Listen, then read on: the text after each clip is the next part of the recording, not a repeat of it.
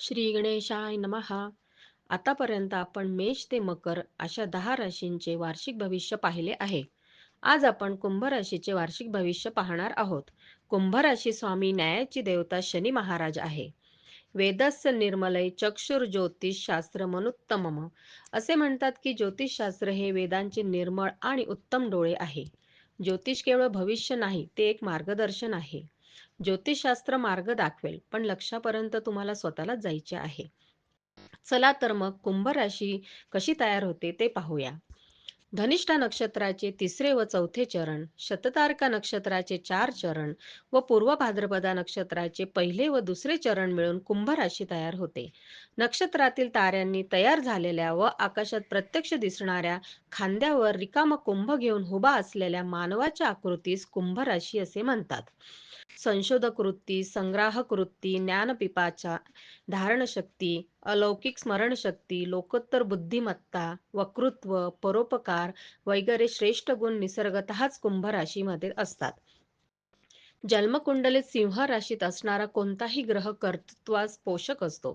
तसेच जन्मकुंडलीत कुंभ राशीत असणारा कोणताही ग्रह बुद्धिमत्तेस पोषक असतो. या कारणास्तव जन्मकाळी सिंह व कुंभ राशीत एक तरी ग्रह असावा. त्यामुळे अनुक्रमे कर्तृत्वाचे व बुद्धिमत्तेचे पोषण होते. कुंभ राशी ही 11 आकड्याने कुंडलीत दाखवितात. ही विषम राशी व पुरुष राशी आहे. तारकात्मक कुंभ राशीतील मानव स्थिर व उभा आहे, म्हणून कुंभ ही स्थिर राशी आहे.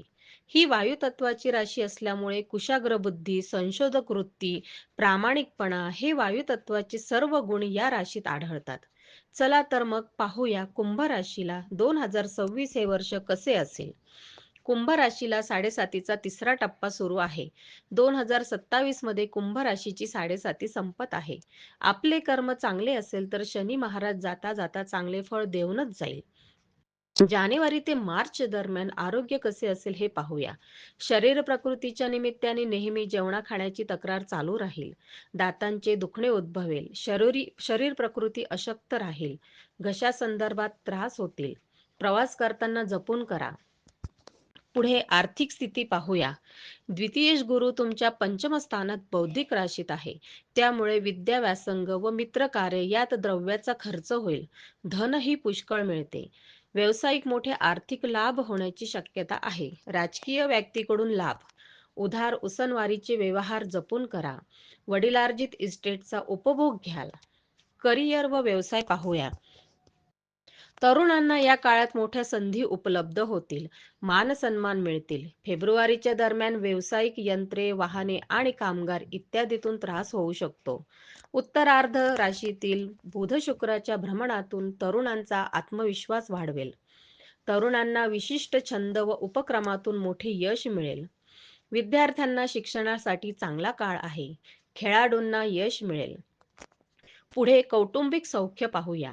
द्वितीयस्थ शनी असल्यामुळे मनुष्य फार कमी बोलेल, पण ते बोलणे मुद्देसूद व कायदेबाज असेल.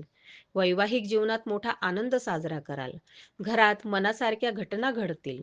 उत्तरार्धात भावंडाविषयी चिंता निर्माण होईल. संतती सौख्य उत्तम राहील. एप्रिल ते जूनच्या दरम्यान शनी मंगळ युती द्वितीय स्थानातून होत आहे. या काळात डोळ्यासंबंधी त्रास होऊ शकतो. अग्निबाधा होऊ शकते. गरम अन्न खाताना सावकाश खा, घाई करू नका. पुढे आर्थिक स्थिती पाहूया. शनी मंगळ बुध युती धनस्थानातून होत असल्यामुळे मिश्र स्वरूपाचे फळ मिळेल. सल्ला मसलत देणे, लेखन, प्रकाशन, मीडिया या व्यासंगापासून धन मिळेल. बुध हा शनी मंगळाने दूषित झाल्यामुळे कागदपत्रे, दस्तऐवज वगैरे लिहिताना व संग्रही ठेवताना नीट काळजी बाळगावी. कोणताही कागद वाचून पाहिल्याशिवाय त्यावर सही करू नका. पैसे आल्यावर सेव्हिंग करण्याकडे तुमचा कल असेल. कोणताही जुगार टाळा. कोणत्याही गोष्टीसाठी शॉर्टकट घेऊ नका. पुढे करिअर व व्यवसाय पाहूया. तरुणांना नोकरीच्या मुलाखतीतून यश मिळण्याची शक्यता. उत्तरार्धात व्यावसायिक तेजी राहील. सरकारी माध्यमातून लाभ होण्याची शक्यता. नोकरीतील आचारसंहिता पाळा. वरिष्ठांशी जपून वागा. सार्वजनिक वादात पडू नका. पुढे पाहूया. पूर्वार्धात भावंडांविषयी चिंता राहील. कुठे बाहेर गावी जाणार असाल तर घरातील सुरक्षा व्यवस्था घट्ट ठेवा. प्रवासात स्वतःला सांभाळा. तरुणांना उत्तम विवाह योग आहे. वैवाहिक जीवन सुवार्तातून सुखी ठेवेल. जुलै ते सप्टेंबर या काळात आरोग्यविषयक पथ्ये पाळावी. दुखापतीपासून सांभाळून राहा. उत्तरार्धात दवाखान्यावर खर्च होईल. षष्ठस्थ रवीमुळे पोटासंबंधी आजार किंवा पित्तशयाचे आजार होऊ शकतात. आर्थिक स्थिती पाहूया. आर्थिक स्थिती साधारण राहील. नोकरीपासून लाभ संभवतो. इस्टेटी संबंधी व्यवहार करताना सांभाळून करा.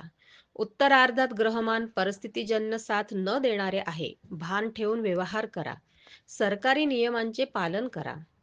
पुढे पाहूया.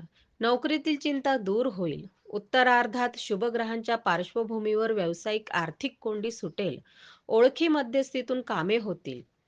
पुढे कौटुंबिक सौख्य पाहूया. प्रेमिकांमध्ये थट्टा मस्करीतून वाद होण्याची शक्यता. वैवाहिक जीवनात वाद होण्याची शक्यता आहे. ऑक्टोबर ते डिसेंबर या काळात आरोग्य साधारण राहील. पुढे पाहूया आर्थिक स्थिती कशी असेल. नोकरीमध्ये बढती मिळण्याची शक्यता. आर्थिक स्थिती चांगली राहील. भागीदारीतून लाभ संभवतो. शेअर मार्केटमध्ये लाभ होण्याची शक्यता.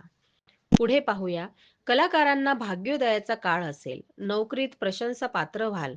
सार्वजनिक किंवा राजकीय शत्रुत्वापासून त्रास होऊ शकतो. उत्तरार्ध तरुणांना शैक्षणिक संदर्भातून मार्गस्थ करणारा.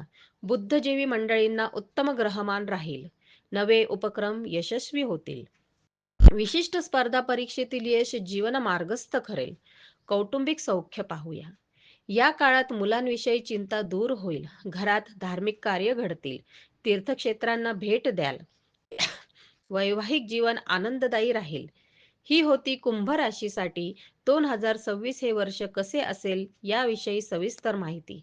व्हिडिओ उपयोगी वाटल्यास लाईक, शेअर आणि सबस्क्राईब नक्की करा. अधिक माहितीसाठी माझा संपर्क क्रमांक आहे 8805782704. मी सौ कल्याणी कुलकर्णी. भेटूया पुढील व्हिडिओमध्ये. नमस्कार.